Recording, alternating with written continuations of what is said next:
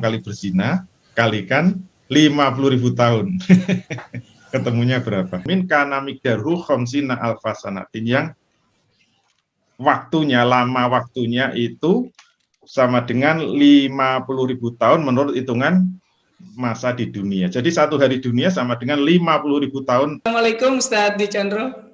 Waalaikumsalam warahmatullahi wabarakatuh. Masya Allah. Tadi sebelum live kita sudah berbincang ya, jadwal yang lumayan padat ya di Ramadan ini ya Ustadz ya. Masya Allah. Cuma 5 kali kata Ustadz Dicandro. Alhamdulillah. Semoga kegiatannya juga berkah, dan mari sahabat Khilafah Channel, kita doakan guru-guru kita senantiasa diberikan kesehatan dan keberkahan waktunya agar bisa terus-menerus mengajarkan kita dan juga membagi ilmunya kepada kita. Baik, Ustadz, sudah siap Ustadz? Insyaallah. Insyaallah, Ustadz. Baik, langsung saja kepada Ustadz Dwi Chandro, waktu dan kesempatannya saya persilahkan. Tafadhol masykur Ustadz. Baik, terima kasih. Assalamualaikum warahmatullahi wabarakatuh. Waalaikumsalam warahmatullahi wabarakatuh. Alhamdulillahirabbil alamin. Shalatu wassalamu ala asrofil anbiya'i wal mursalin. Sayyidina wa maulana Muhammadin wa ala alihi wa sahbihi ajmain, amma ba'd. Bapak Ibu dan saudara-saudara sekalian yang dirahmati Allah, alhamdulillah, para pemirsa Khilafah Channel yang dirahmati Allah, alhamdulillah dalam kesempatan yang mulia ini di malam-malam bulan Ramadan kita masih diberi kekuatan, kesehatan, limpahan barokah rahmat dari Allah Subhanahu wa taala untuk mengkaji ilmu-ilmu agama Allah. Malam ini kita akan membahas tentang bahaya riba. Sebenarnya riba itu haramnya memang sudah disampaikan oleh Allah secara tegas ya. Yang sangat terkenal itu adalah dari firman Allah, insya Allah semua sudah hafalin, seluruh umat Islam, terutama bagian tengah dari surah Al-Baqarah 275. Wa akhallallahu al-bai'a wa harrama riba. Allah telah menghalalkan jual beli dan mengharamkan riba. Jadi tidak ada yang mengingkari, tidak ada yang menolak, bahkan tidak ada yang tidak hafal tentang ayat ini. Allah telah menghalalkan jual beli dan mengharamkan riba. Jadi haramnya riba itu jelas. Hanya saja memang banyak yang masih simpang siur di dalam memahami kalau memang riba itu haram, riba itu apa. Jadi kita perlu membahas lebih dalam tentang apa yang disebut dengan riba ya. Jadi kalau makna bahasanya riba itu memang ziyadah. Makna bahasanya riba itu adalah ziyadah atau tambah. Tetapi yang dijadikan pegangan di dalam khasanah keilmuan syariah Islam itu adalah makna syariahnya atau istilah syar'i. Jadi yang dipakai, yang bisa kita jadikan pegangan itu adalah makna syar'inya dari riba. Kita ambil salah satu pendapat ulama berkaitan dengan makna riba. Ini menurut saya yang paling lengkap ya. Jadi langsung dua definisi riba ini disebut di dalam takrif ini. Jadi ar-riba huwa kullu ziyadatin li ahadil muta'aqidaini fi aqdil mu'awadati min ghairi muqabilin. Au wa az-ziyadatu fi muqabilil ajli. Ini langsung dua definisi ya. Jadi riba itu apa? Kullu ziyadatin ya, setiap tambahan. Jadi kata tambahannya masih ada, ziyadahnya masih ada. Tapi kalau makna syar'i selalu ada lanjutannya. Kullu ziyadatin, setiap tambahan li ahadil muta'aqidani dari salah satu pihak yang berakad fi aqdil muawadati, dari akad muawadah. Akad muawadah itu adalah akad tukar menukar atau mudahnya jual beli. Jadi ini riba yang muncul karena jual beli. Min ghairi muqabilin, yang tanpa ada kompensasi. Jadi maksudnya riba ini muncul dari dua pihak yang berakad dalam akad muawadhah. Dalam akad muawadhah, yaitu akad saling tukar menukar, yang satu minta ditambahi, yang satu tidak. Maka terjadi tafadul atau ada tambahan yang tidak setara. Nah, inilah yang kemudian ulama menyimpulkan ini disebut riba fadl, yaitu riba karena tukar menukar, yang satu minta ditambah, yang satu tidak. Itu definisi yang pertama yang disebut dalam lengkap definisi ini. Kemudian yang kedua yaitu apa? Huwa az-ziyadatu fi muqabilil ajli. Az-ziyadatu fi muqabilil ajli, tambahan karena kompensasi dari waktu atau masa menunggu. Jadi riba yang jenis kedua ini riba yang muncul karena masa menunggu apa? Kembalinya utang atau kembalinya pinjaman. Nah, inilah yang disebut dengan riba nasi'ah. Dari kata nasa'ah yaitu masa menunggu, maka riba ini semakin lama kembalinya atau istilahnya adalah semakin panjang tenornya, maka akan semakin besar ribanya. Itu yang disebut riba nasi'ah. Nah, ulama memang menyimpulkan definisi ini tidak sembarangan. Semua takrif syar'i itu pasti ada dalil-dalilnya. Cuma ini kalau dijelaskan sangat panjang sekali. Nah, dari definisi riba itu kita bisa memahami riba itu sebenarnya ada dua jenis. Nah, kalau tadi disampaikan terus prakteknya yang sekarang apa? Ini yang sederhana dulu ya, riba fadl tadi. Riba fadl itu memang muncul dari pertukaran tapi tidak semua barang. Jadi dalam fikih itu ada yang disebut apa? Barang ribawi. Barang ribawi itu apa? Kalau disebut hadisnya ada 6 ya. Az-zabu bil-zabi, wal fiddatu bil fiddati, wal burru bil burri, wasa'iru bisairi, wat tamru bil tamri, wal milhu bil milhi. Jadi ada 6. Ketentuannya gimana? Mislan bi mislin, sawaan bisawain, yadan biyadin. Itu kalau mislan bi mislin, kalau ditukar sejenis. Lanjutan hadisnya, wa idza ikhtalafat hadhihi asnafu fa bai'u kaifasitum idza kana yadan biyadin. Itu apa? Salah satu hadis yang menjadi landasan munculnya istilah riba fadl. Jadi yang pertama adalah emas ditukar emas, kemudian perak ditukar perak, kemudian gandum dengan gandum, syair dengan syair. Syair itu juawud ya. Nggak tahu istilah Indonesia yang tepat apa. Itu istilah Jawa, juawud. Seperti gandum kecil. Kemudian kurma dengan kurma, garam dengan garam. Nabi mengatakan mislan bi mislin, sawaan bi sawain, yadan bi yadin. Jadi kalau ditukar sejenis, nah hati-hati. Misalnya kurma baik dengan kurma jelek, kurma berkualitas tinggi dengan kualitas rendah, misalnya kurma yang mahal itu kurma ajwa ya, kurma Nabi. Itu bisa 1 kilo 200.000. Mungkin kurma biasa bisa 20.000.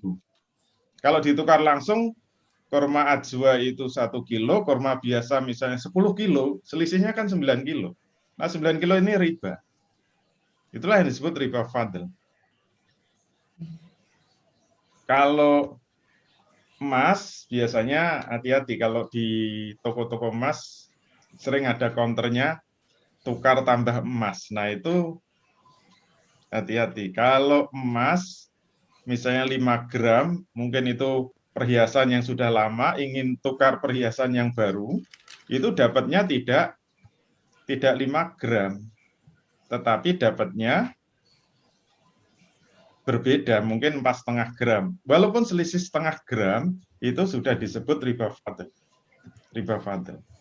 Jadi harus hati-hati, itu praktek sekarang yang kaitannya dengan riba. Termasuk emas dan perak ini bisa dikiaskan pada mata uang.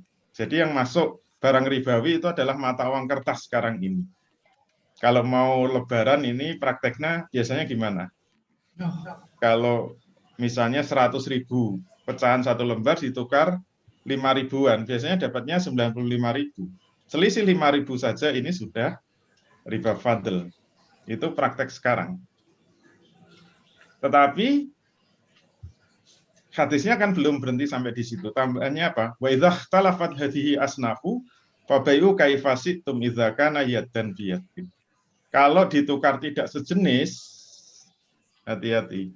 Boleh, Nabi mengatakan fa bai'u kaifasitum, jualah sesukamu asalkan yadan biyadin. harus dari tangan ke tangan. Memang Imam Syafi'i itu memberikan istilah khusus, riba yang tidak dari tangan ke tangan disebut ribaiyat. Tapi biasanya ulama memasukkan ribaiyat itu tetap riba fadl. Contohnya apa? Misalnya, kalau uang itu termasuk barang ribawi, beli kurma. Nah, beli kurma secara online, itu berarti tidak tangan ke tangan. Itu sudah terkena riba fadl atau ribaiyat tadi. Atau tukar-menukar mata uang. Jadi tukar uang secara online. Yang sekarang banyak dilakukan di bursa falas. Beda dengan kalau di money changer itu masih boleh karena biad dan biadin. Tapi kalau lewat online, hati-hati untuk barang ribawi ini bisa terkena riba fadl. Itu yang sekarang banyak terjadi praktek-praktek riba fadl. Kalau riba nasi'ah, nah ini yang paling banyak. Yaitu apa? Tadi kullu ziyadatin fi muqabilil ajli. Definisinya sederhana saja. Setiap tambahan karena kompensasi waktu. Ini banyak ditarik dari dalil-dalilnya, misalnya apa? Kalau dari hadis yang paling terkenal, kullu qardin jarra manfaatan fahuwa riba. Setiap qard atau setiap utang piutang atau pinjam meminjam yang menghasilkan manfaat itu adalah riba. Nah, riba nasi'ah itu riba yang muncul karena adanya tambahan atau manfaat dari kompensasi meminjami atau dari kompensasi dari qard. Ini yang disebut riba nasi'ah. Oleh karena itu dalam praktek sekarang yang paling banyak apa? Yang paling banyak itu di perbankan. Ya, mohon maaf ya, hati-hati. Karena perbankan itu semua akadnya menggunakan akad utang piutang. Kalau di kita nabung itu kan dapat buku itu kolomnya ada ada kredit, ada debit. Itu artinya kan pinjam meminjam atau utang piutang. Oleh karena itu, karena ini akadnya adalah qard, maka kalau memunculkan manfaat itu disebut riba nasi'ah. Nah, ini harus hati-hati. Dan ini banyak di lingkungan kita terjadinya riba nasi'ah itu karena dari qard. Nah, nampaknya kita harus tahu qard. Qard itu apa? Ini kita ambil ta'rif syar'inya juga ya. Qard itu apa? Al-qardu huwa ma tu'tihi minal misliyati liyurudda laka misluhu fil mustaqbal. Itu makna qard itu. Jadi qard itu ma tu'tihi minal misliyati. Apa-apa yang kamu berikan dari harta yang semisal untuk dikembalikan harta semisal yang lain dalam waktu yang akan datang. Fil mustaqbal.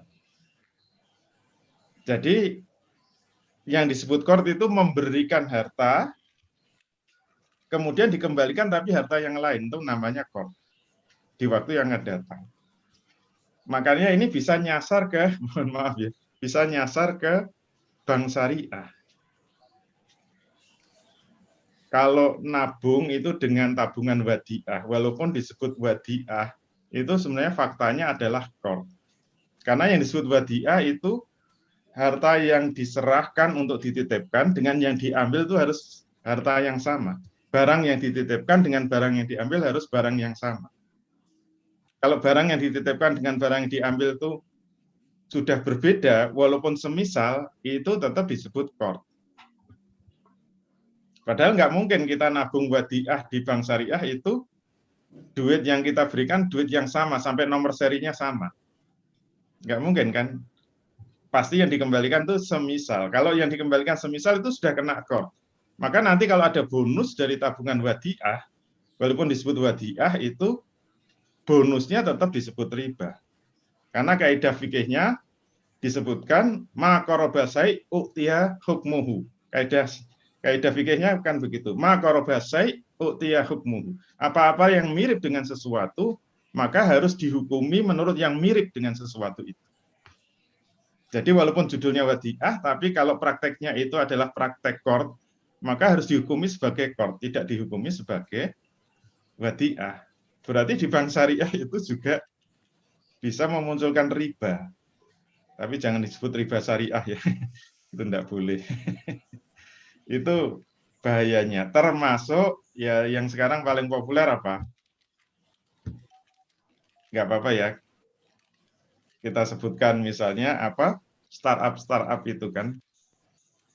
Ya nggak apa-apa ya kita sebut misalnya ada GoPay, ada OVO, ada GrabPay dan sebagainya ya. Alat-alat pembayaran elektronik itu boleh nggak? Boleh sebenarnya, hukum asalnya boleh karena itu termasuk bagian dari hawalah akad itu, pemindahan utang. Tetapi yang bahaya apa?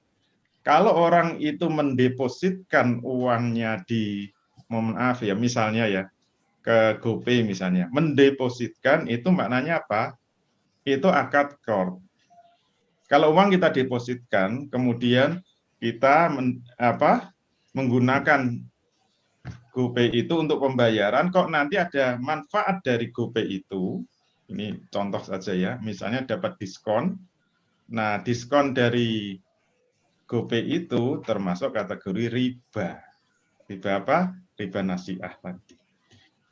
Itu praktek-praktek yang terjadi. Banyak sekali sebenarnya. Oleh karena itu, kita masuk, terus bahayanya apa? Kalau sudah masuk bahayanya, mau yang kelas ringan dulu apa langsung kelas berat? Kalau yang ringan itu biasanya dari hadis Nabi kan. Qala Rasulullah sallallahu alaihi wasallam, dirhamur riba yakulhu rajulu wa huwa ya'lamu as-saddu min sittatin wa salasina zanjatan. Ini yang ringan ya. Nabi mengatakan dirhamur riba, jadi riba 1 dirham, yakulhu rajulu yang dimakan seseorang, wa huwa ya'lamu dan dia tahu bahwa itu riba, asyaddu min sittatin wa salasina zanjatan. Dosanya itu lebih berat daripada 36 kali berzina. Insya Allah. Di buku saya itu saya membuat simulasi. Misalnya kita beli rumah secara kredit lewat bank konvensional. Kan ada bunganya. Kalau cash 200 juta, kalau kredit 10 tahun, misalnya 10 tahun bunganya katakanlah flat ya. Flat 10%. Berarti dalam 10 tahun bunganya berapa? Langsung 100% kan? Langsung 2 kali lipat. Bunganya juga 200 juta. Nah, berapa lama masuk neraka? Berani ngitung nggak? Caranya ngitung mudah. Bunga 200 juta harus dibagi 1 dirham. 1 dirham yang paling murah misalnya 60.000. 60.000 misalnya murah. 60.000. Kemudian dikalikan 36 kali berzina. Nah, sekali berzina masuk neraka berapa lama? Misalnya berzina dianggap maksiat 1 hari, itu perbandingannya, itu kalau kita melihat Quran sama hadisnya ada sama. Kalau di Quran itu Al-Ma'arij ayat 4. Ta'rujul malaikatu warruhu ilaihi fi yaumin kana miqdaruhu khamsina alfasanati. Para malaikat dan Roh Kudus, yaitu malaikat Jibril, terbang menghadap Tuhan dalam waktu hari, fi yaumin kana miqdaruhu khamsina alfasanati, yang kadarnya sama dengan 50.000 tahun akhirat. Itu di hadis-hadis ada itu, terutama hadis tentang zakat. Orang yang nggak mau membayar zakat itu nanti di padang mahsyar itu akan diinjak-injak oleh ternak zakatnya. Kemudian Nabi mengatakan fi yaumin kana miqdaruhu khamsina alfasanatin, yang lama waktunya itu sama dengan 50.000 tahun menurut hitungan masa di dunia. Jadi 1 hari dunia sama dengan 50.000 tahun akhirat. Terus ketemunya berapa? Kita ulangi ya, 200 juta dibagi 60.000, kalikan 36 kali berzina, kalikan 50.000 tahun. Ketemunya berapa? Nggak cukup itu kalkulatornya. Ketemunya 6 miliar tahun. 6 miliar tahun. 6 miliar. Itu baru kredit 1 rumah, dan tipe rumah yang paling kecil itu tipe 36. Itu sudah masuk neraka 6 miliar tahun. Tapi tetap belum ada apa-apanya dengan yang paling berat. Ancaman yang paling berat justru dari Quran. Kebanyakan hadis sekarang kan dilecehkan. Alah, cuma hadis. Hadis kok cuma. Gitu. Kalau nggak mau hadis, Buka saja ayat Qur'annya. Al-Baqarah 275 bagian akhir. Ujungnya. Wa man 'ada faulaika ashabun nar hum fiha khalidun. Barang siapa yang mengulang kembali mengambil riba, ada sudah tahu itu haram hukumnya. Kalau dia menolak haramnya riba, faulaika ashabun nar. Mereka itu adalah penghuni-penghuni neraka, hum fiha khalidun. Dan dia akan kekal di dalam. Ada yang lebih berat dari kekal di neraka? Saya pernah ngisi pengajian para pengusaha ya, sampai ribuan itu. Saya tanya, yang ibu-ibu di belakang, ibu-ibu sudah sholat 5 waktu? Sudah, tiap hari sudah sholat 5 waktu? Sudah. Saya tanya, untuk apa ibu-ibu setiap hari sholat 5 waktu? Tapi masih mengulang-ulang mengambil riba, tempatnya neraka dan akan kekal di dalam. Nangis semua itu ibu. Bapak-bapaknya cuma senyum-senyum. Saya tembak juga. Bapak-bapak sudah puasa Ramadan, pas puasa Ramadan. Tahun lalu. Oh, tahun lalunya lagi. Tahun lalu kan pandemi. Bapak-bapak sudah puasa Ramadan, sudah tiap tahun puasa Ramadan, sudah full 1 bulan, full. Saya tanya, untuk apa? Bolak-balik puasa Ramadan. Selesai puasa Ramadan, masih mengulang-ulang mengambil riba, tempatnya neraka dan akan kekal di dalam. Nggak ada gunanya itu, sebentar gitu. Diam semua. Saya tenang, ada yang sudah naik haji? Wah, banyak yang tunjuk jari. Sudah naik haji berapa kali? Ada yang 2 kali, ada yang 3 kali. Untuk apa bolak-balik naik haji? Nggak ada gunanya itu. Kalau masih mengulang-ulang mengambil riba, tempatnya neraka dan bisa kekal di dalam. Nggak ada gunanya itu haji. Bentar. Jangan main-main dengan riba. Semakin kita menyepelekan, semakin besar dosa. Nah, kalau Indonesia utangnya sampai triliunan, ribanya ya, buka itu APBN. APBN 2021 untuk membayar utang riba, membayar bunga ribanya saja, bunga utangnya. 373 triliun. Itu bunga saja loh itu. Nah, MUI kan sudah mengeluarkan fatwa bahwa bunga sama dengan riba yang haram hukum. Terus yang nanggung siapa, ayo? Udah, nggak usah rebutan, semua dapat. Oh. Jangan khawatir. Rakyatnya dikira nggak kebagian, ya semua dapat. Tapi ada, kalau pengen nggak dapat, ada syarat dan ketentuan yang jelas. Seperti apa? Jangan kemana-mana. Tetap bersama. Kita kembalikan ke studio. Masya Allah. Setelah diberikan ketegangan gitu ya, langsung jangan kemana-mana. Ini jadi bahan pertanyaan nih bagi kita. Baik, kita masuk ke sesi tanya jawab bagi sahabat Khilafah Channel dimanapun Anda berada. Silahkan jika ingin berdiskusi bersama Ustadz Condro. Ini baru sebentar saja ya, saya rasa ini baru sebentar kita sudah tercengang dengan terkait riba. Walaupun gitu ya, walaupun kita sering mendengar hukum riba itu haram, tapi ternyata menakutkan. Lah kok ada gitu ya saudara-saudara kita yang masih memakan riba gitu ya. Baik, coba kita cek gitu ya. Siap.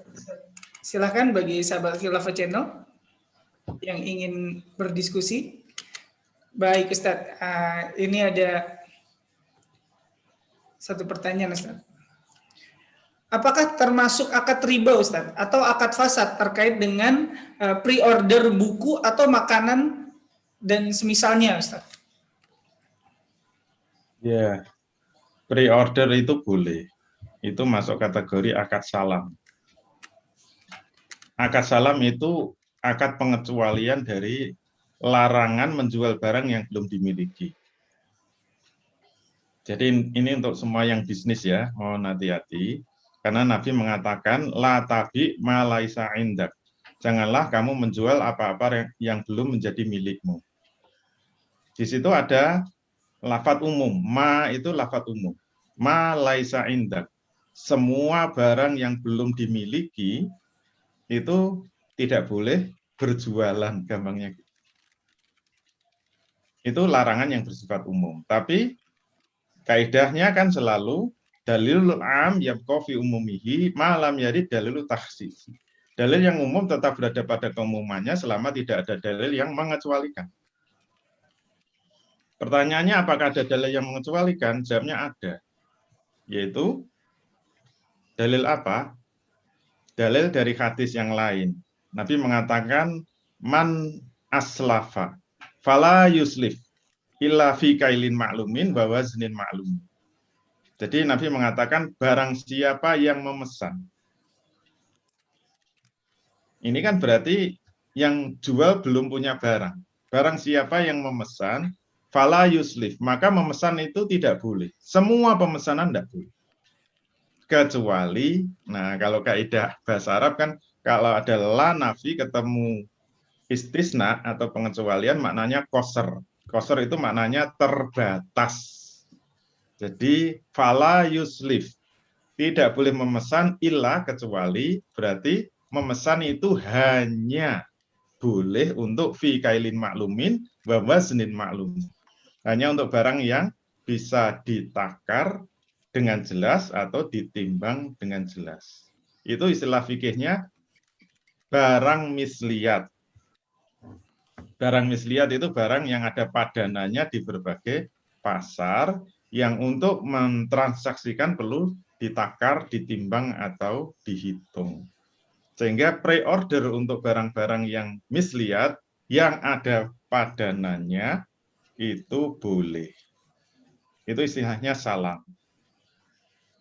Masih ada satu lagi yang disebut pre-order itu kalau perlu proses pembuatan namanya istisna. Istisna. Tadi ada istisna itu pengecualian kalau pakai short istisna. Itu kalau belajar tajwid kan harus benar bacanya. Istisna itu pesan dengan pembuatan. Nah, itu boleh juga. Cuma hukum aturannya beda. Kalau salam itu harus dibayar cash di depan. Kalau istisna itu boleh dibayar di belakang. Bedanya di situ. Jadi pre-order itu boleh untuk kalau salam untuk barang misliat, kalau istisna untuk barang yang perlu dibuat terlebih dahulu. Gitu ya, Allah. Oh, baik Ustaz, Masya Allah. Jadi semoga mendapat penjelasan ya bagi sahabat Khilafah Channel yang bertanya gitu kan. Nah, Ustaz, ini kan tentunya Ustaz Condro ini kan sering gitu ya, banyak orang yang berkonsultasi kepada Ustaz Condro gitu ya.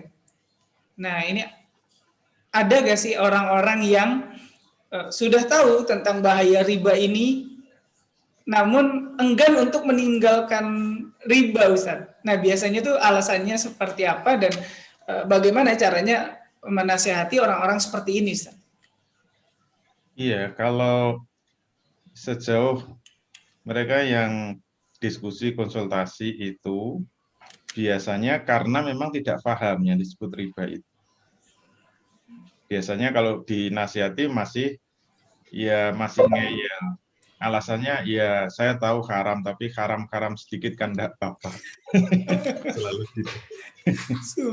Jadi sekarang tuh haram itu kayak sepele gitulah. Insya Allah ya nanti bertobat juga gampang. Tapi begitu kita jelaskan kayak tadi, riba itu nggak main-main.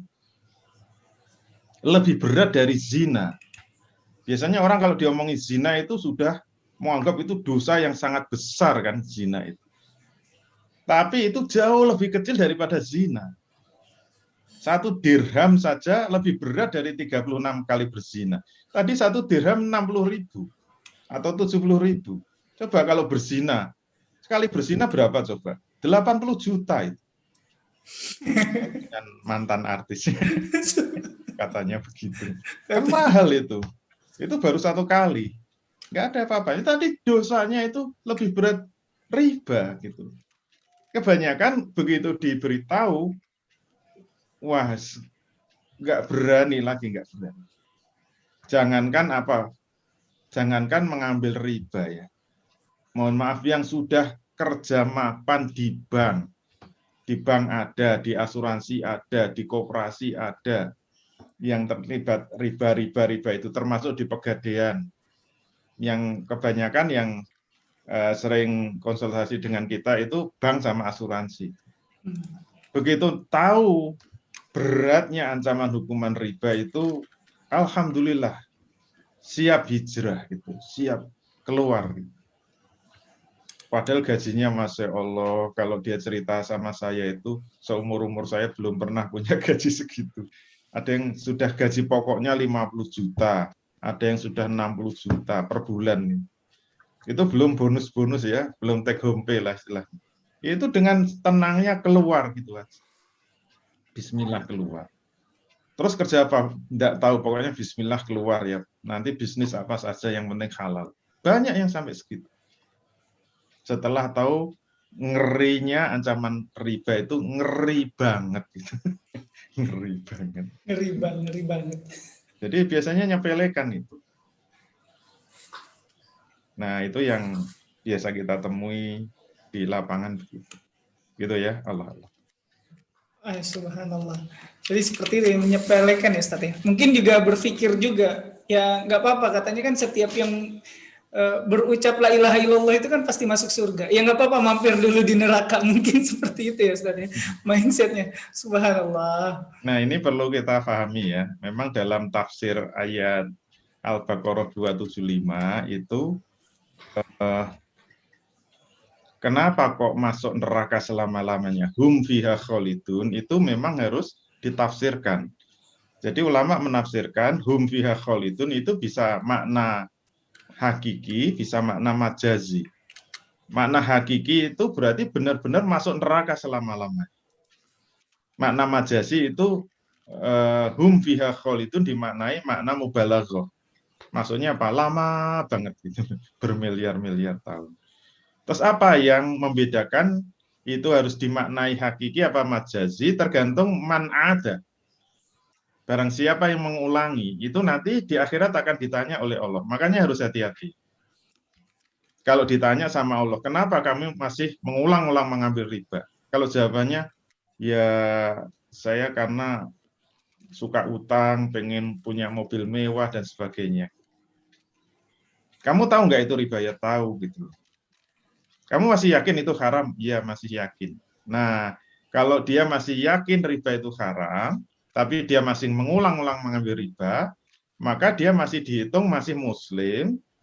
Kalau masuk neraka, dia tidak akan selama-lamanya. Karena orang yang mati dalam keadaan Islam dijamin masuk surga. Walaupun tidak dijamin langsung masuk surga. Dia harus masuk neraka, mungkin 6 miliar tahun tadi ya. Tapi tidak selama-lamanya. Beda kalau ditanya, kenapa kamu masih mengulang-ulang mengambil riba? Kalau dia jawab, saya nggak setuju haramnya riba, saya menolak haramnya riba. Kalau jawabannya seperti itu, mohon maaf, menolak satu hukum syariat yang qot'i sudah jatuh murtad. Murtad. Dia sudah keluar dari agama Islam. Makanya harus dimaknai makna hakiki. Dia benar-benar masuk neraka selama-lamanya. Jadi sama-sama mengambil riba bisa masuk neraka selama-lamanya, bisa seperti hadis tadi.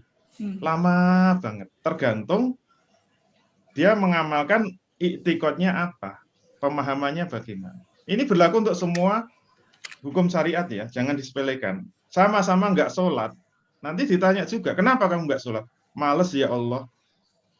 Nah, kalau ditanya, jawabnya males, kamu masih yakin sholat wajib? Iya. Nah, ini masih muslim dia. Muslim yang fasik, makanya dia masuk nerakanya lama, tapi tetap masuk surga. Tapi kalau jawabnya, kenapa kamu nggak sholat? Saya menolak wajibnya sholat. Saya nggak setuju sholat diwajibkan. Nah, ini sudah murtad. Dia bisa masuk neraka selama-lamanya. Termasuk masalah khilafah, hati-hati deh. Beda loh antara orang yang nggak mau memperjuangkan khilafah dengan menolak khilafah. Kalau orang nggak mau memperjuangkan khilafah, ya paling masuk neraka lama banget gitu. Dosanya besar gitu. Ya, itu kan dari hadis man mata walaisa fi unukihi bai'atun mata mitatan jahiliyata. Barang siapa yang mati sementara di pundaknya tidak ada akad baiat kepada khalifah, maka matinya mati jahiliyah. Mati jahiliyah kan mati kafir. Tapi ulama harus menerjemahkan mati yang seperti mati kafir kalau dia masih punya keyakinan terhadap wajibnya khilafah. Tapi kalau dia menolak khilafah, menolak hukum khilafah, itu murtad. Masuk neraka selama-lamanya. Benar-benar mati jahiliyah. Dimaknai makna hakiki. Jadi jangan sembarangan menolak hukum syariat ya. Yang kot-ikot itu berlaku semuanya. Termasuk ibu-ibu hati-hati. Hukum poligami, walaupun poligami itu mubah ya. Kalau nggak mau dipoligami nggak apa-apa. Tapi kalau menolak hukum poligami itu bisa murtad. Tapi jangan dipakai ya bapak-bapak nanti untuk ngancam istrinya. Ada celah untuk bapak-bapak ini. Itu salah mendengarkan kajian. Bismillah. Jadi jangan stop sampai di sini ya bapak-bapak ya ngajinya ya, kita tuntaskan gitu ya, jangan stop sampai di poligami langsung pindah channel, jangan ya, masih tetap. Nah, ini Masya Allah banyak banget Ustadz ini pertanyaannya ya Ustadz ya. Subhanallah. Ini bagaimana dengan saudara kita yang di luar negeri Ustadz, yang mana ada daerah di sana mempunyai kebijakan cashless Ustadz, jadi perlu pakai kartu kredit atau uang elektronik Ustadz. Kalau uang elektronik kan boleh, masih boleh. Asal memang antara yang didepositkan dengan yang nanti diambil itu sama, nggak ada manfaat. Kalaupun ada biaya, kalau itu dianggap biaya apa? Biaya mungkin untuk beli kartunya dan sebagainya itu masih boleh. Jadi seperti e-money biasa ya, kalau kita deposit 100.000, ya nanti ya bisa kita pakai 100.000. Kalau ada potongan itu biasanya untuk apa? Merchannya itu, untuk fee merchant. Tapi itu boleh kalau memang masih sama. Ya nggak boleh, tadi kan ada manfaat-manfaat, ada diskon-diskon. Ya dipilihlah yang tidak ada diskon-diskon itu. Banyak elektronik money yang memang sama gitu. Seperti untuk bayar tol dan sebagainya itu kan masih boleh. Gitu ya, Allah.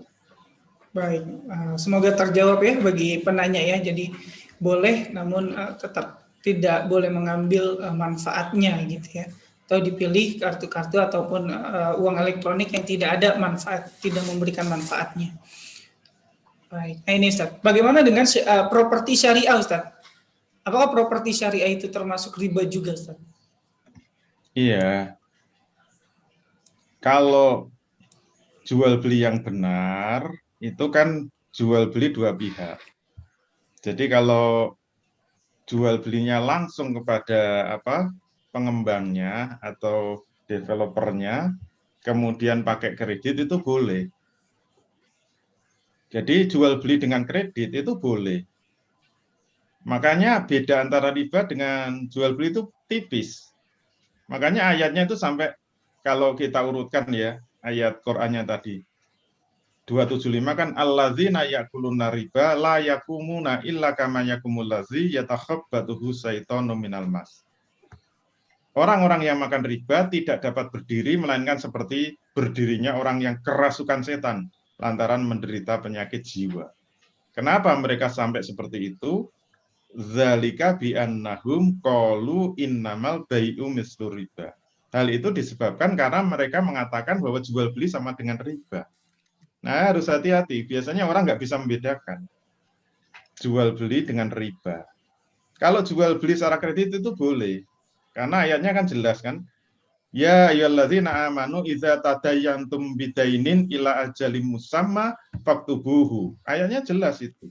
Hai orang-orang yang beriman, kalau kamu bermuamalah secara tidak tunai, secara utang, dalam waktu yang sudah ditentukan, maka tulislah. Itu kan berarti boleh. Tapi harus ngerti tata caranya. Jual belinya langsung. Kalau masih dalam taraf penawaran, itu harga itu macam-macam itu boleh. Namanya ijab, penawaran itu kan boleh. Harga naik turun itu boleh. Misalnya kalau ini cash harganya 200 juta. Kalau kredit setahun 250 juta misalnya. Kalau 2 tahun 300 juta. Kalau 4 tahun misalnya 350 juta itu boleh. Masih dalam penawaran. Nanti masih bisa ditawar lagi. Sampai ketemu deal-nya. Baik, saya akan beli kredit selama 3 tahun, tapi saya mau harganya 300 juta. Mau nggak? Baik, setuju. Nah, ini sudah terjadi jab kabul.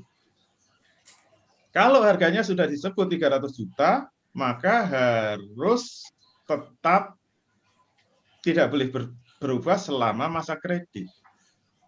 Kalau sampai nanti masa kredit itu nanti ada keterlambatan dalam cicilan, kemudian didenda, itu namanya riba gitu loh. Itu nggak boleh. Jadi walaupun mundur-mundur tetap harganya harus sama. Tetap 300 juta. Itu namanya kredit properti syariah yang benar. Kalau ada ancaman dalam kredit itu nanti terlambat kena denda, itu riba. Jadi pilihan Rasul aukasuhuma awir riba. Kamu tetap pada harga yang rendah, harga semula, atau kamu telah melakukan riba. Hati-hati. Kalau sampai jual beli kredit terjadi perubahan harga akibat terlambat cicilan. Pilihannya cuma 2. Kamu kembali pada harga awal atau kamu melakukan riba. Berarti denda itu riba. Jadi kalau caranya benar, kredit properti syariah itu boleh, ya, itu syar'i. Allah alam. Jadi perlu diperhatikan skema pembayarannya dan fakta-fakta yang ada di properti syariah tersebut gitu ya. Kalau bank syariah saja berpotensi ada ribanya, bagaimana dengan yang lain? Tapi tidak boleh dikatakan riba syariah ya, gitu tadi pesan dari Ustaz Dwi Condro. Subhanallah. Baik, ini juga ada pertanyaan. Oh, saya rasa ini pertanyaan yang sudah terjawab tadi ya. Apakah termasuk riba? Apakah termasuk riba uang elektronik karena hampir semua transaksi pakai uang elektronik? Contohnya e-tol dan sebagainya. Ini saya rasa sudah terjawab ya Ustadz ya tentang uang elektronik ini ya. Baik, nah,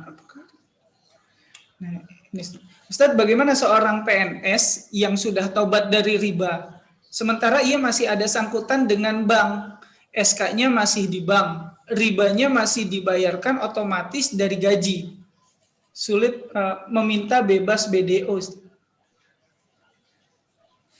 Iya, kalau ketentuan taubat itu kan Al-Baqarah 279 kan, 279. Wa in tubtum falakum ru'usu amwalikum la tazlimuna wa la tuzlamu. Jika kamu ingin bertobat dari mengambil riba, maka bagimu adalah pokok hartamu. Kamu tidak menzolimi dan tidak dizolimi. Jadi yang disebut taubatnya itu diterima, kembalikan pokok utangnya saja. Makanya ulama kebanyakan dari dalil Quran ini diambil kesimpulan yang disebut riba setiap tambahan dari pokok utang. Dan yang disebut tobatnya diterima itu kalau mengembalikan pokok utangnya. Itu yang disebutkan oleh Allah. Terus caranya gimana supaya bisa mendapat BDO? Itu diserahkan pada masing-masing. Bagaimana usahanya, bagaimana mati-matiannya meyakinkan kepada banknya supaya dapat BDO, itu diserahkan pada masing-masing. Ya, hukum syariat itu perannya begitu. Misalnya haji itu wajib. Nah, bagaimana bisa sampai menunaikan haji yang jaraknya jauh, biaya mahal, diserahkan masing-masing. Islam nggak akan ngajari kalau sampai teknis gitu loh. Jadi Islam hanya memberikan aturan-aturan seperti itu. Kalau tanya saya juga saya nggak bisa jawab. Saya kan hanya jawab mengikuti apa yang dituntunkan Allah. Ini hukum bukan dari saya. Kalau nawar saya sih, ya sudahlah. Kalau menurut perasaan saya ya namanya utang piutang ada bunganya ya wajar. Itu kalau pikiran manusia, pikiran saya. Kalau dari Allah nggak boleh Saya sering diayal, gitu aja kok nggak boleh. Masa tambah sedikit aja nggak boleh? Gitu. Ya jangan ngeyel ke saya dong. Kalau hukum dari saya ya boleh semua lah. Bikin pusing. Masalahnya ini dari Allah kok. Kalau dari Allah diayal terus ya gimana? Bukan dari saya. Subhanallah. Ya, subhanallah. Begitu ya sahabat Khilafah Channel. Intinya adalah berproses ya. Semoga kita bisa berproses dan insya Allah Allah akan menilai proses kita ya. Baik Ustaz, kita lanjut ke pertanyaan selanjutnya nih. Izin bertanya Ustaz, bagaimana dengan beli barang di online dengan cara pre-order? Uang sudah dikirim, tapi barang kurang lebih 1 bulan baru datang. Bagaimana Ustaz? Pencerahannya Ustaz? Iya, dalam ketentuan jual beli itu yang jual beli yang sempurna itu harus ada serah terima di majelis akad. Jadi barang diserahkan, kemudian uang dibayar di majelis akad. Itu yang normal dan yang sempurna. Tetapi masih ada kemudahan-kemudahan dari Allah Subhanahu wa taala, yaitu apa? Kalau salah satu yang tunda itu masih boleh, salah satu. Makanya disebut pre-order atau yang disebut mungkin jual beli online. Kenapa? Bolehnya salah satu saja karena memang ada larangan kalau dua-duanya tunda itu tidak boleh. Karena Nabi mengatakan, nah Rasulullah Shallallahu Alaihi Wasallam an bai'il kali fil kali gitu loh. Rasul Shallallahu Alaihi Wasallam itu melarang jual beli utang ketemu utang atau tunda ketemu tunda. Istilah Imam Syafi'i itu nasiah ketemu nasiah, nasiah bin nasiah itu kali fil kali. Jadi kalau jual beli misalnya lewat marketplace itu kan pasti barangnya itu mengirimnya tunda. Makanya kalau membayarnya setelah COD itu tidak boleh. Karena itu berarti kali ketemu kali. Kalau barang baru sampai itu 3 hari, terus setelah barang diterima baru ditransfer, itu namanya tunda ketemu tunda, kali bil kali itu tidak boleh, haram hukumnya. Maka yang boleh itu ada toleransi, itu salah satu, itu boleh. Kalau pengiriman itu tunda, maka pembayaran harus cash di depan melalui transfer. Nah, sekarang transfer itu kan langsung bisa diterima, asal sudah masuk, berarti barang bisa dikirim. Nah, itu namanya salah satu yang mengalah, itu boleh. Itu aturan untuk jual beli online itu. Jual beli online ya, subhanallah. Nah ini hati-hati nih sahabat Khilafah Channel yang suka COD, ini bahaya nih. Kalau akadnya di depan itu haram ya Ustaz ya? Nggak boleh. Nggak boleh itu, subhanallah. Akadnya lewat online nggak boleh kalau bayarnya setelah COD. Bolehnya kalau memang harus bayar setelah COD, akadnya ketika COD itu boleh. Apa bedanya akad ketika COD dengan online? Harus ada hak khiyar, harus ada klausul. Kalau barang sudah diterima, dilihat, kalau memang tidak cocok, tidak sreg, harus boleh dikembalikan. Nah itu berarti akadnya memang ketika COD, belum ketika online. Online itu baru wa'ad. Wa'ad itu baru janji, belum akad. Apa bedanya wa'ad dengan akad? Kalau akad sudah mengikat, pokoknya barang kalau sampai harus dibayar, itu namanya akad. Itu tidak boleh kalau lewat online. Kalau wa'ad, baru janji. Nanti kalau barang sudah sampai, dilihat dulu.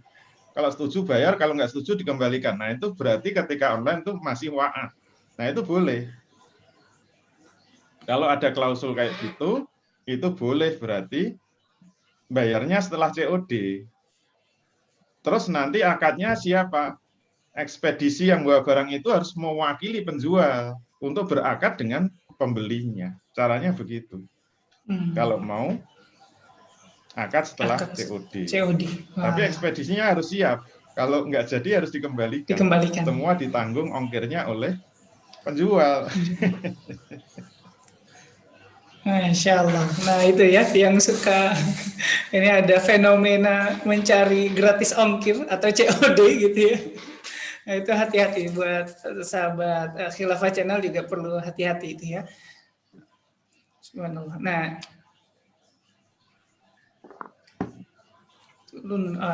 apa Ustadz mau tanya, adakah riba yang turun menurun atau turunan Ustadz? Jadi misalnya orang tua kita sudah kena riba, maka adakah kita juga menanggung riba orang tua gitu Ustaz? Nah, kalau ada, itu seperti apa keluar dari dosa itu?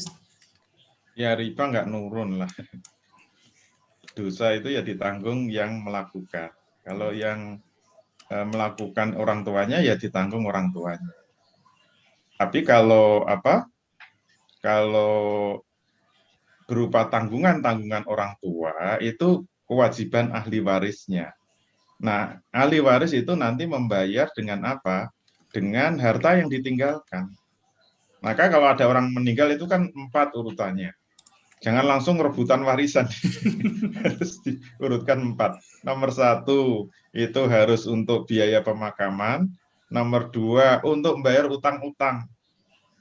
Nomor 3 untuk membayar wasiat. Nomor 4 baru bagi waris.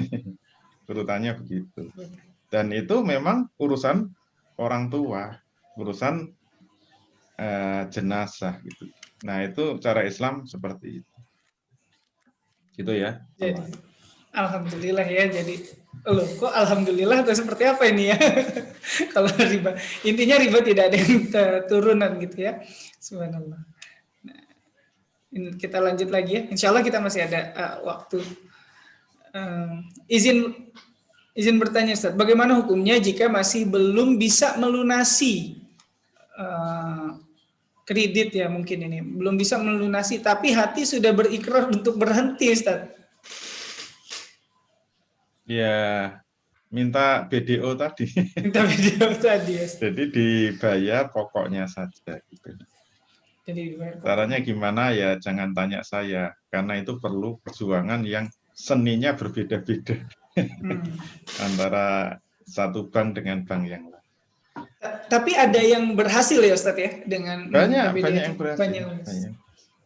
Nah, itu. Apalagi masa-masa pandemi kayak gini itu, kita mau bayar pokok itu sebenarnya bank sudah terima kasih. Yang ditakuti bank itu kan pada macet. Kita mau beriktikat baik, bayar baik-baik, pokoknya saja, wah mereka sudah terima kasihnya minta ampun. Kemacetan luar biasa sekarang. Kemacetan. Karena mereka sudah untung besar kok dari yang sudah dibayar. Kayak yang sudah dibayar dengan bunganya kan insya Allah dimaafkan. Karena ayatnya kan faman ja'ahu ma'idzatum mir rabbi fantaha falahu ma salaf wa amruhu ilallah. Barang siapa yang sudah tahu larangan dari Tuhannya kemudian mau berhenti dari mengambil riba, maka baginya yang sudah lampau urusannya terserah Allah. Maksudnya ya insya Allah dimaafkan. Tapi itu masih koma ya. Penutupnya kan waman ada faula ika ashabun nar hum fiha khalidun. Barang siapa yang sudah tahu kok mengulangi lagi, mereka adalah penghuni-penghuni neraka dan mereka kekal di dalam. Ya Allah, kalau sudah tahu hati-hati jangan ngulang lagi. Subhanallah ya. Nanti pada nyesel, wah gara-gara ikut kajian jadi tahu. Jadi tahu. Iya, kalau nggak tahu dimaafkan gara-gara jadi kajian jadi tahu. Ya lebih baik tahu sekarang daripada kekal dia akhirat nantinya ya, sahabat Khilafah Channel ya. Baik, ini lumayan. Nah ini lagi ada fenomena yang cukup tren juga Ustaz di belakangan hari ini terkait dengan investasi Ustaz. Nah ini investasi jual beli emas Ustaz. Apakah jual beli emas secara online itu ada unsur ribanya? Dan bagaimana kalau misalkan kita menggunakan sistem jasa titip Ustaz atau just tip? Iya, jadi kalau emas dan perak itu memang paling berat ya. Kalau seperti barang ribawi yang makanan itu ada pengecualiannya. Barang ribawi yang makanan kan 4 ya. Gandum, juawut, kurma, garam. Itu memang ada pengecualiannya. Masih bisa online, masih bisa kredit. Tapi syarat dan ketentuan berlaku. Jadi kalau tidak bisa yad dan biyatin, bisa dengan akad salam. boleh secara online. Kalau nggak bisa, masih pengen kredit, boleh asal dengan jaminan. Kalau barang jaminan nggak ada, masih ada yang ketiga, yaitu dengan apa? Saling percaya. Kalau kedua belah sudah saling percaya, sudah saling kenal, sudah berlangganan, beli online beli kurma lewat online itu boleh, masih boleh. Tapi untuk emas dan perak ini masalahnya nggak ada pengecualian. Bahkan dalilnya itu langsung ya. Misalnya Nabi mengatakan azabu bil fiddati riba illa ha'a wa ha'a. Ha'a wa ha'a itu lebih kuat daripada yad dan biyadi. Jadi Nabi mengatakan menjual emas dengan perak, menjual emas dibeli dengan perak itu menimbulkan riba kecuali ha'a wa ha'a. Ha'a wa ha'a itu kalau bahasa Jawa apa ya, nyah-nyoh gitu loh. Nih, gitu. Jadi langsung yad dan biyadin. Jadi lebih kuat dari yad dan biyad. Dalam lafaz yang lain Nabi mengatakan azabu bil wariki, riba ilaha awaha. Menjual emas dengan mata uang. Mata uang perak ya, warik itu. Itu bisa menimbulkan riba kecuali harus tangan ke tangan. Harus kontan. Oleh karena itu kalau jual beli emas ini memang nggak bisa online, nggak ada pengecualiannya kecuali ada wakil. Nah kalau ada yang bisa mewakili boleh, wakilnya itu yang ketemu langsung. Nah itu insya Allah boleh gitu loh. Skema jasa titip tadi ya Ustaz ya? Kalau jasa titip ya harus hati-hati juga gitu loh. Jasa titip boleh asal satu akad saja. Kalau double akad itu kena haramnya multi akad. Jasa titip misalnya saya titip ya, tolong belikan emas. Nanti duitnya ditalangi dulu. Nah itu kena multi akad. Karena apa? Nanti kan dia titip membelikan itu dia ngasih jasa kan, ijazah. Itu akadnya ijaroh. Kemudian minta ditalangi. Nah itu berarti akad utang piutang. Itu berarti terkena multi akad.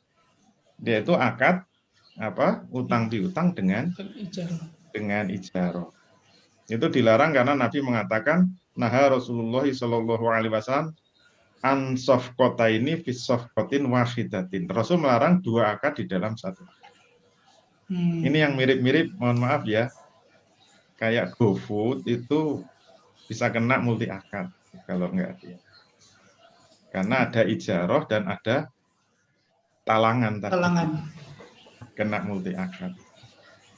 Jadi harus lebih hati-hati. Tapi kalau jasa titipnya itu cuma satu, uangnya langsung ditransfer, itu boleh. Saya minta diwakili untuk beli ya. Nanti ada fee-nya, tapi duitnya ini saya langsung transfer. Nah, itu berarti hanya satu akad. Itu boleh. Tidak terkena multi akad. Jadi kalau mau jasa titip begitu. Jangan sudahlah minta dibelikan, kemudian minta ditalangi. Itu terkena multi akad. Kena multi akad. Mungkin nggak terkena riba, tapi haramnya multi akad itu terkena. Iya. Subhanallah. Nah, ini ada. Ustaz, gimana hukumnya arisan, Ustaz? Nah, ini masalah kekinian juga. Arisan, apakah riba, Ustaz? Seperti yang dapat arisan, itu dipotong untuk uang kas. Iya. Jadi, arisan itu masuk kategori akad qard tapi secara berjamaah. Jadi itu masuknya akad qard, utang piutang, tapi secara berjamaah. Jadi kalau sepakat 10 orang, masing-masing 1 juta, nanti diputar selama 10 kali pertemuan. Pertemuan bulan pertama nanti kan diundi, terus yang keluar namanya kan dapat 10 juta. Dari mana coba itu? Kan diutangi teman-temannya yang 9. Dia dapat 10 juta, itu yang 1 juta duitnya sendiri, yang 9 juta itu kan qard, utang. Maka berlaku hukum utang, berlaku qard ya. Jadi antara yang diberikan dengan yang diterima harus sama. Kalau ada beda, qard itu harus hati-hati. Kullu qardin jarra manfaatan fahuwa riba. Setiap utang piutang yang menghasilkan manfaat itu riba. Kalau yang dapat dipotong, nah itu berarti riba itu. Nggak boleh dipotong. Kalau dia itu bayarnya 9 juta, plus 1 dia berarti 10 juta, terimanya harus 10 juta. Dan rupiah harus terima rupiah. Tidak boleh arisan barang itu nggak boleh.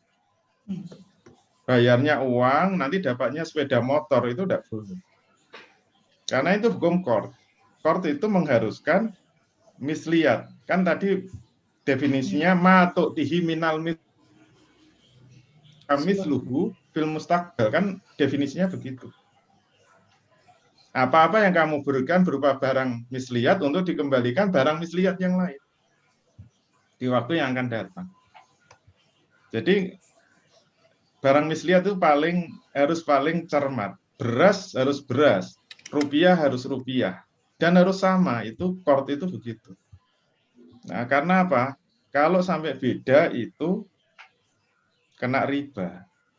Kecuali kalau barangnya bukan barang misliat, karena Nabi dulu pernah qard di onta gitu loh.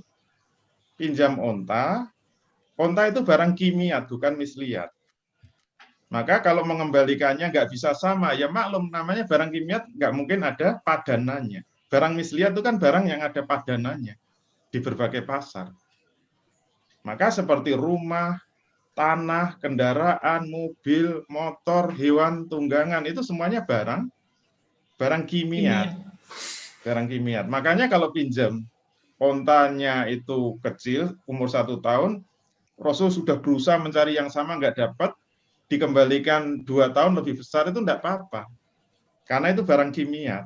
Barang kimiat itu yang penting kuantitasnya sama, kualitasnya memang nggak mungkin sama. Itu barang kimia. Tapi kalau barang misliat, kuantitasnya harus sama, kualitasnya juga harus sama. Itu barang misliat itu harus hati-hati. Nah, itu hati-hati bagi para bunda yang sedang gitu ya. gemar arisan ya, subhanallah. Jadi perlu hati-hati. Oke, nah ini lumayan serius. Assalamualaikum Ustaz, bagaimana dengan investasi Bitcoin atau cryptocurrency Ustaz? Karena saat ini marak sekali selain daripada saham.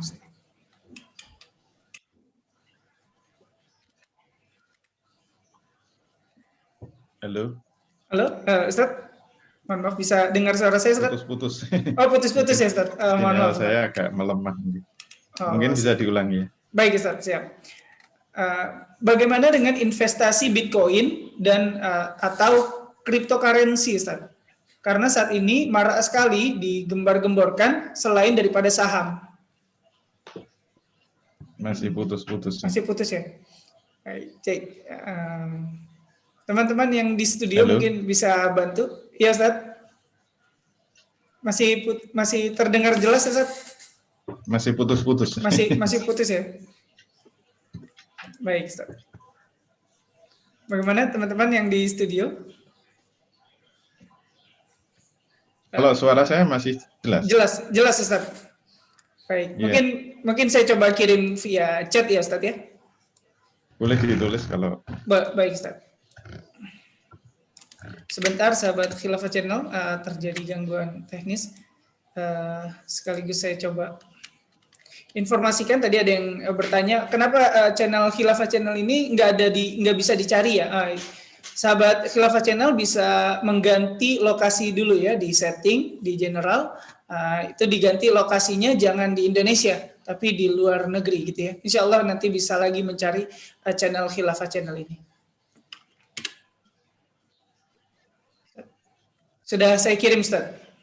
Masih putus. Coba saya ganti apa? Pakai handphone juga. Ustaz, ini sudah saya kirim. Udah terdengar. Oh, sudah dikirim.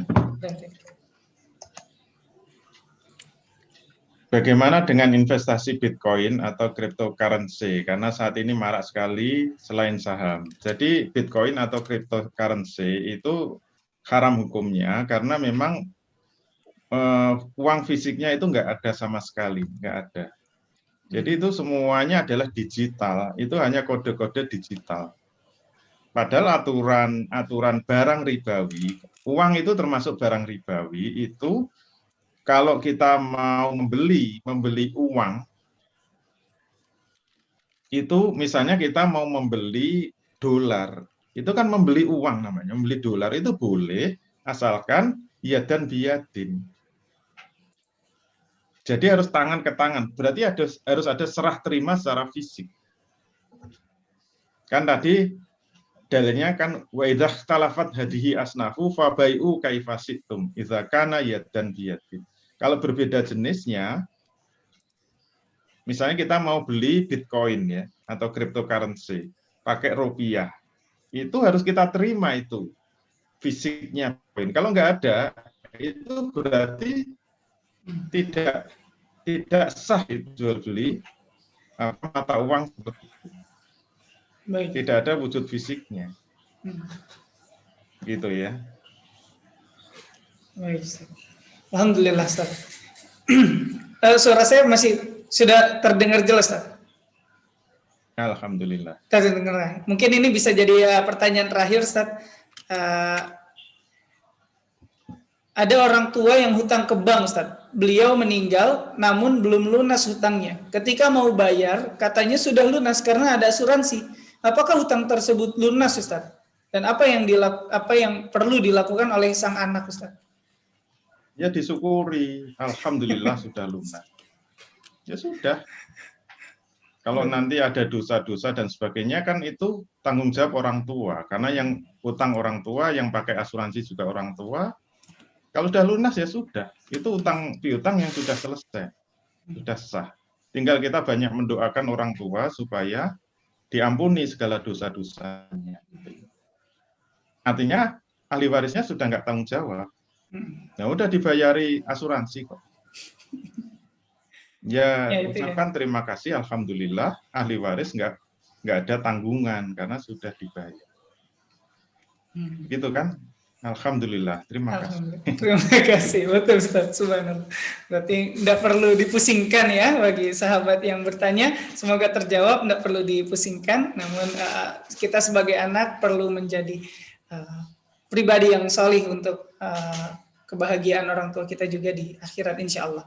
Baik, jazakallah khair Ustaz Dwi Condro atas waktunya yang sudah menemani kita dan memberikan ilmu kepada kita di malam hari ini. Bagi sahabat Khilafah Channel yang belum bisa terjawab pertanyaannya, mohon maaf sebesar-besarnya karena memang waktu juga yang membatasi kita. Insya Allah bagi sahabat sekalian bisa mengunjungi daripada sosial media Ustaz Dwi Condro ataupun sosial media dari Khilafah Channel gitu ya insya Allah.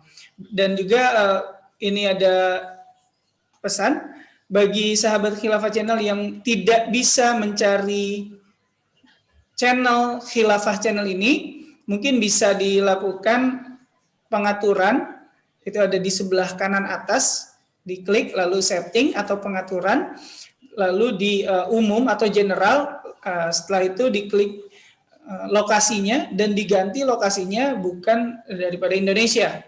Insya Allah setelah itu bisa mencari channel dari Khilafah Channel ini, insya Allah.